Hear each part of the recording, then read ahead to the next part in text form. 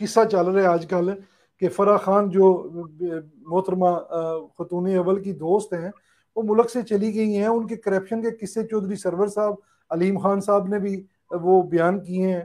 तो आप सर किस नज़र से देख रहे हैं इसको, कितनी हकीकत है इसमें, क्या सदाकत है इसमें, जरा थोड़ी सी भाई रोशनी साहब, डाल। ये क्या बात कर रहे हैं आप? बात दरअसल ये है कि ये जो केस है ना फराह खान का, जी। ये केस कोई मामूली केस नहीं है। इस केस में फराह खान, एहसन गुज्जर, आपका चीफ मिनिस्टर पंजाब, उसके बाद आपके पीएम हाउस तक इन्वॉल्व है।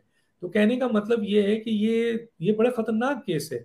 और इसमें तो अब वादा माफ गवाह बनने के लिए बहुत से ऐसे सरकारी लोग तैयार हैं जिनसे पैसे लिए गए हैं, जी। करोड़ों रुपए लिए गए हैं ट्रांसफर पोस्टिंग के हवाले से या आपके दूसरे कामों के लिहाज से।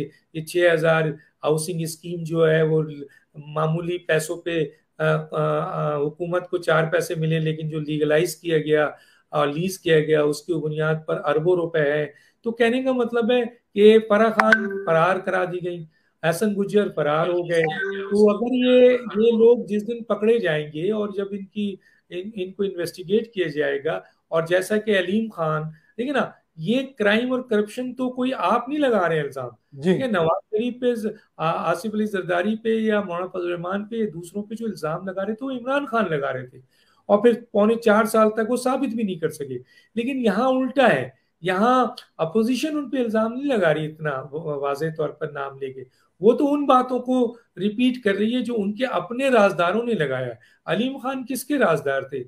चॉइस सर्वर किसके आदमी है? अहमद जवाद किसके आदमी है? कारदार, मैडम कारदार किसकी है? इसी तरह और भी जो लोग इल्जाम लगा रहे हैं वो कौन लोग हैं? और वो बड़े संगीन इल्जाम लगा रहे हैं क्योंकि वो खुद पीटीआई का भी हिस्सा है और हुकूमत का भी हिस्सा है।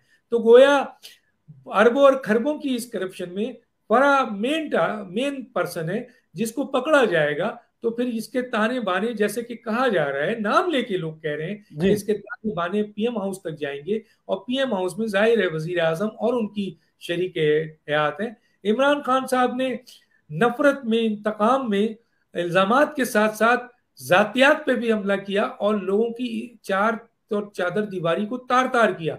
आज अपोजिशन नहीं, मीडिया नहीं, बल्कि इनके अपने लोग जो हैं वो संगीन इल्जामात लगा रहे हैं और इल्जामात के साथ साथ इन पर इनकी चादर और चार दीवारी को तार तार कर रहे हैं। तो ये कोई मामूली चीज नहीं होगा, बहुत कुछ सामने आएगा।